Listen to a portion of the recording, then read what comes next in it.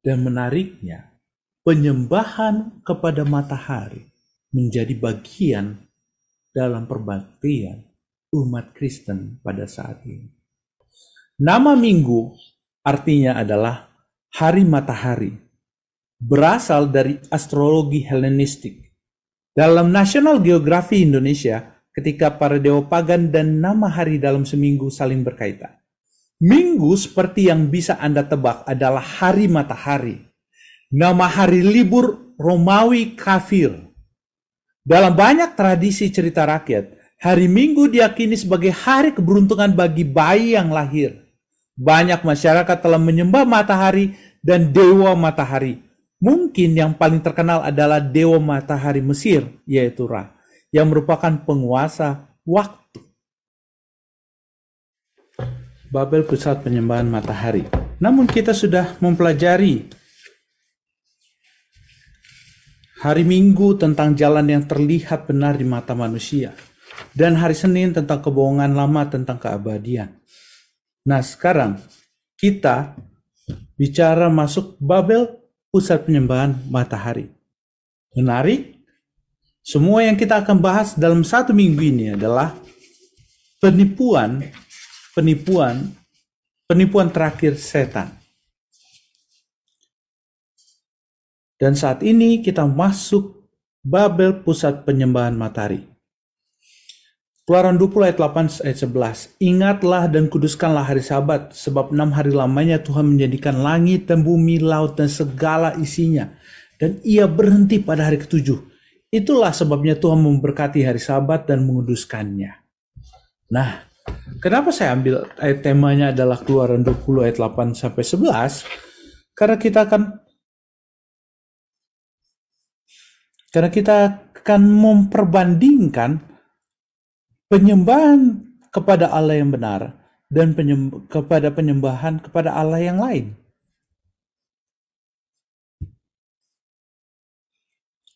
Penyembahan kepada Allah yang lain. Nah, kita akan lihat bagaimana penyembahan kepada Tuhan. Habel juga mempersembahkan korban persembahan dari anak sulung kambing dombanya, yakni lemak-lemaknya, maka Tuhan mengindahkan Habel dan korban persembahannya itu. Kejadian 4 ayat 4. Menarik, kata di sana disebut Habel juga mempersembahkan korban. Mempersembahkan korban, persembahan dari anak sulung kambing dombanya, yakni lemak-lemaknya, maka Tuhan mengindahkan Habel dan korban persembahannya. Kenapa Musa mencatat dengan dia mempersembahkan korban? Persembahan dari anak sulung kambing dombanya, yakni lemak-lemaknya, maka Tuhan mengindahkan Habel dan korban persembahannya itu. Kenapa Musa mencatat dalam kitab Kejadian itu begitu detail? Habel mempersembahkan korban.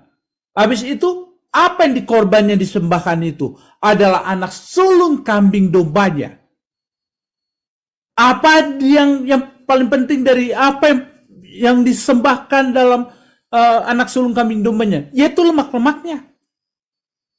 Artinya, Musa ingin menyatakan dalam kitab Kejadian bahwa Habel melakukan apa yang Tuhan perintahkan. Melakukan apa yang Tuhan inginkan. Dia tidak mempersembahkan asal-asalan persembahan. Dia tidak mempersembahkan apa yang dia suka. Tapi apa yang Allah sudah perintahkan. Dengan detail yang Allah sudah katakan, yang sudah diajarkan oleh Adam dan Hawa, yang telah didengar langsung dari Allah. Dengan demikian, Habel melakukan apa yang Tuhan kehendaki. Sehingga Tuhan mengindahkan apa yang Habel korbankan, persembahannya itu. Di awal dengan kata Habel mempersembahkan korban, persembahan dari anak sulung kambing dombanya, yakni lemak-lemaknya. Karena apa? Ada sangat hal yang penting di sini. Penurutan Habel kepada perintah Tuhan. Dia tidak setengah-setengah Tapi dia melakukan semuanya secara lengkap apa yang dia telah terima dari bapa dan ibunya dan dari Allah langsung. Nah, dengan demikian, perintah yang Tuhan Allah yang sama, perintah yang Allah sudah keluarkan dalam 10 hukum adalah ingatlah dan kuduskanlah hari Sabat.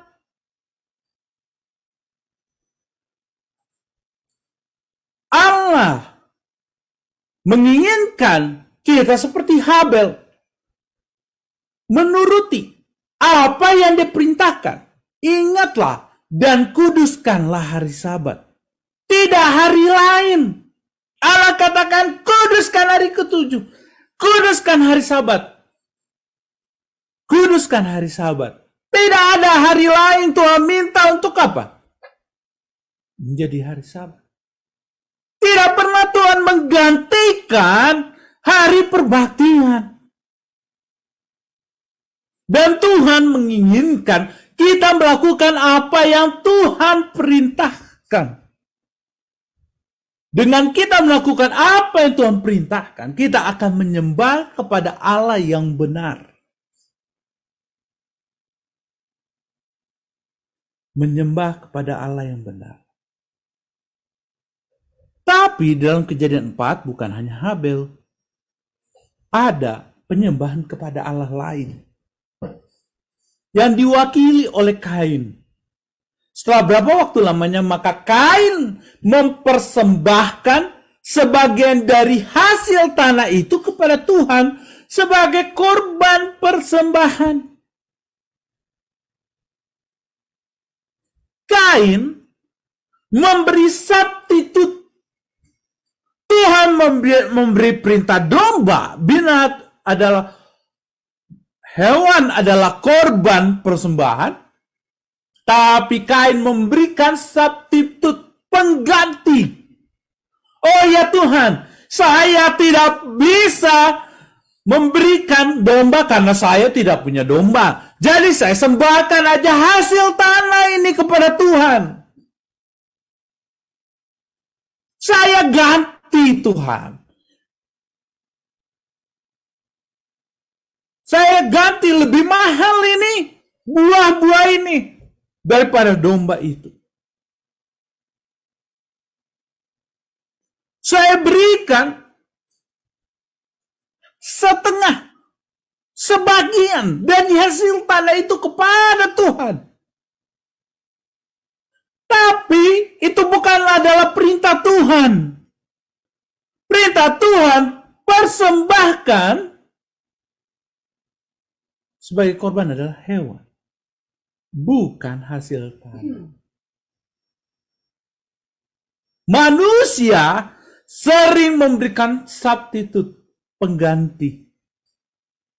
Tuhan minta A, manusia bilang B. Kalau begitu, siapakah sesungguhnya yang Kain sembah? Yang Kain sembah adalah dirinya sendiri. Karena dia tidak pernah mendengarkan perintah yang Tuhan berikan. Dia mengikuti apa yang dia inginkan. Tuhan tidak pernah mengganti hari perbaktian. Tapi manusia menggantinya dengan hari yang lain. Sebagai hari pengganti. Tuhan tidak pernah memerintahkan untuk membuat patung untuk disembah. Tapi manusia katakan, Tuhan, saya tidak lihat Engkau Tuhan, saya buat patung Tuhan. Saya buat patung supaya saya menyembah Engkau Tuhan. Kalau kita baca dalam tulisan Roh Nubuat, maka kita akan dapati awal dalam penyembahan berhala adalah untuk mereka pergunakan untuk menyembah Tuhan. Patung-patung tersebut dibuat untuk menyembah Tuhan. Tetapi Tuhan tidak pernah memerintahkan untuk membuat patung untuk menyembah Tuhan. Manusia selalu membuat cara-caranya sendiri untuk menyembah Tuhan. Tuhan sudah perintahkan bagaimana caranya untuk menyembah Tuhan. Tapi manusia membuat caranya sendiri untuk menyembah Tuhan. Dan sesungguhnya siapakah yang mereka sembah? Bukan patung itu yang mereka sembah. Diri mereka sendiri. Karena mereka telah menjadi dirinya menjadi Tuhan.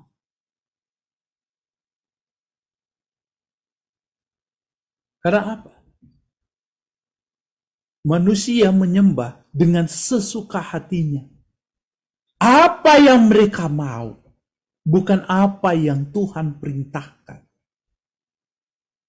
Dan inilah yang diajarkan oleh Lucifer kepada manusia yang pertama sehingga jatuh dalam dosa. Tawaran untuk menjadi sama seperti Allah. Allah memerintahkan Sabat, manusia menggantinya menjadi hari Minggu.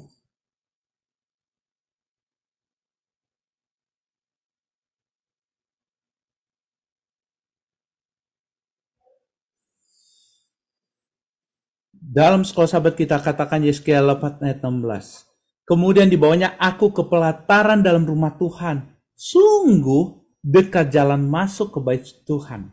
Di antara balai bait suci dan mesbah ada kira-kira 25 orang laki-laki membelakangi bait Tuhan dan menghadap ke sebelah timur sambil sujud pada matahari di sebelah timur. Sangat menarik. Dari awal saya mengatakan bahwa Habel menyembah Tuhan dengan apa yang Tuhan perintahkan. Manusia merubahnya. Tujuannya adalah menyembah diri. Dan pada akhirnya mereka mencoba menyembah yang lain. Selain diri mereka sendiri. Mereka menyembah alam yang Tuhan ciptakan. Mereka menyembah bintang, bulan, dan matahari. Menariknya dalam Yesaya 4 ayat 16, mereka menyembah matahari. Sangat-sangat dekat. Di mana? Di bait suci Tuhan. Di hadapan Allah. Di hadapan Allah, mereka menyembah matahari.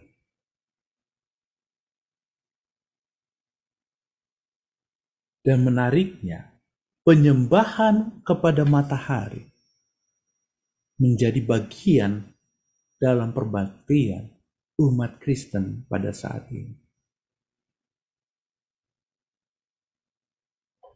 Nama minggu artinya adalah hari matahari.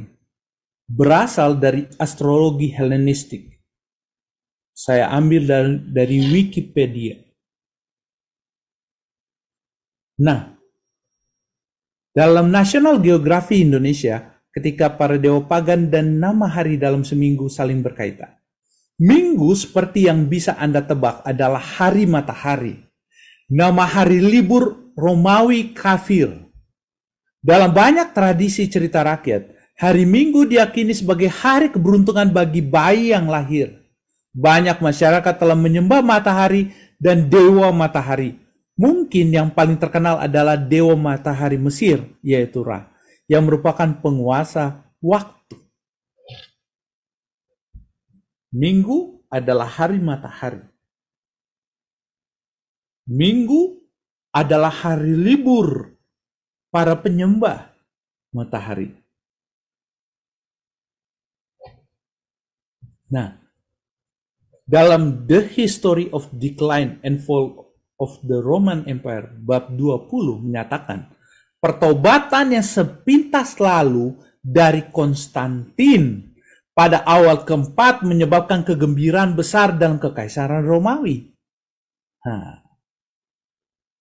Pertobatan sepintas. Kenapa dikatakan pertobatan sepintas? Karena Konstantin memiliki ketertarikan yang kuat terhadap pemujaan matahari. Edward Edward Gibbon, sejarah terkenal, menulis, matahari secara universal dirayakan sebagai pemandu dan pelindung Konstantin yang tak terkalahkan.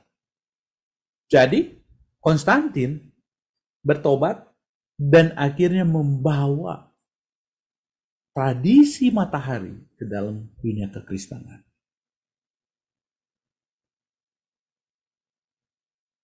Pada tahun 321 Masehi, Konstantin juga mengeluarkan undang-undang hari Minggu yang pertama.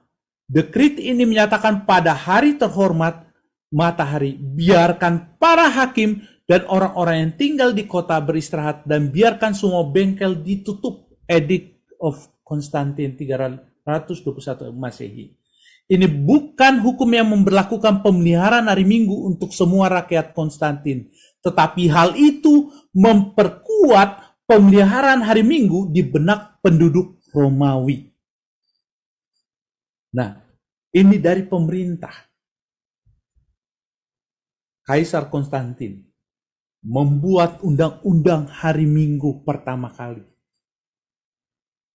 Dia menjadikan hari Minggu adalah hari istirahat. Tidak ada boleh yang terbuka. Tidak ada toko atau apapun yang dapat boleh berjual beli pada hari Minggu. Tapi apakah itu hanya sampai di pemerintahan Konstantin saja?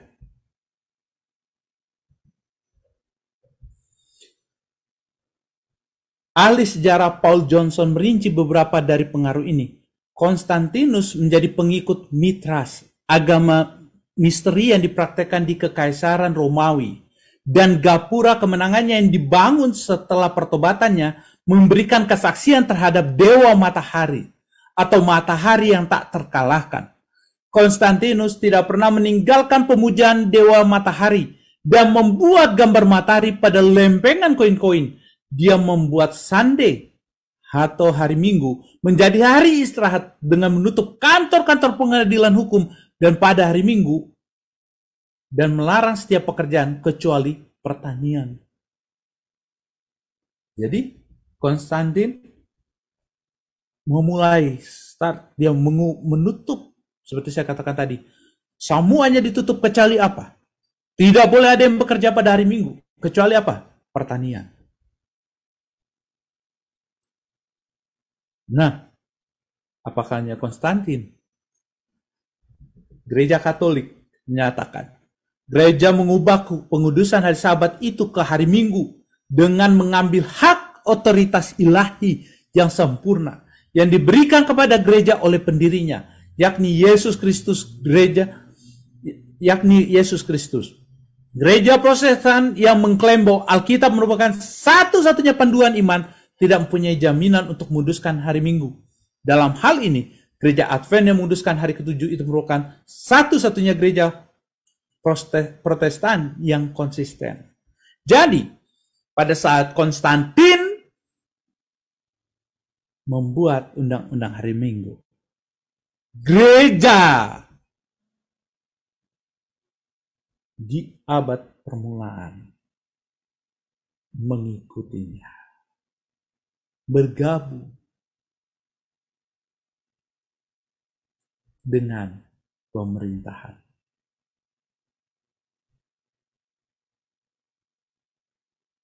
Bergabung dengan tradisi-tradisi manusia. Pertanyaan, apakah Allah pernah mengubah menjadi Sabat menjadi Minggu? Tidak. Tidak pernah. Nah sekarang, kenapa banyak orang beribadah pada hari Minggu? Jawabannya, mereka mengikuti tradisi dunia. Gereja Katolik dengan secara gentleman menyatakan mereka yang mengubah hari Sabat ke hari Minggu.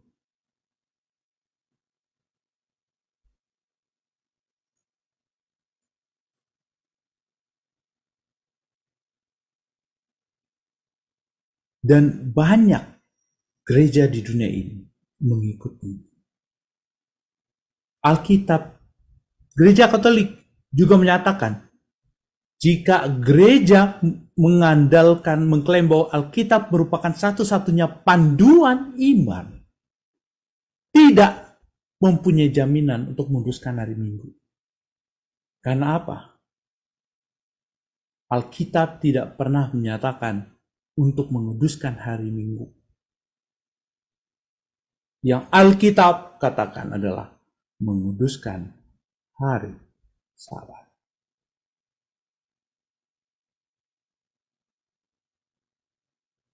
Jika kita menyembah Tuhan, sebagaimana dengan Habel, turuti perintah Tuhan. Turuti perintah Tuhan dengan clear, tanpa berbantah. Tuhan katakan hari Sabat, hari Sabat. Tidak ada substitute, tidak ada pengganti hari Sabat. Jika engkau mengatakan ingin menyembah Tuhan, ikut perintah Tuhan. Bagaimana gereja Katolik katakan apa? Jika engkau mendasarkan Alkitab sebagai dasar panduan iman, ikut hari Sabat. Ikut hari Sabat. Jika engkau mengikut Tuhan. Karena pada saat ini, pilihan ada di tangan kita masing-masing. Mengikut Tuhan atau mengikut manusia.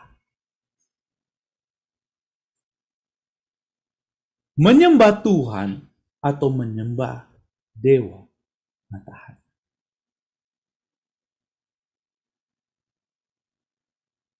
Karena itu, jangan beralasan-alasan lagi. Oh, saya berhari Minggu karena A, B, C, D, E. Tidak ada dasar Alkitab untuk memelihara hari Minggu. Dasar Alkitab adalah menyembah, berbakti pada hari Sabat. Jika engkau mengikut Tuhan, Yesus katakan, jika engkau mengikuti aku, turuti segala perintah-perintahku. Turuti segala perintah-perintah. Setan saat ini sedang menipu dunia. Dan penipuan terbesar adalah mengubah hari Sabat, hari perbaktian Tuhan, menjadi hari Minggu. Perbaktian yang manusia ajarkan. Pilihlah pada hari ini, kata Yosua, kepada siapa engkau menyembah. Aku dan seisi rumahku akan menyembah Tuhan.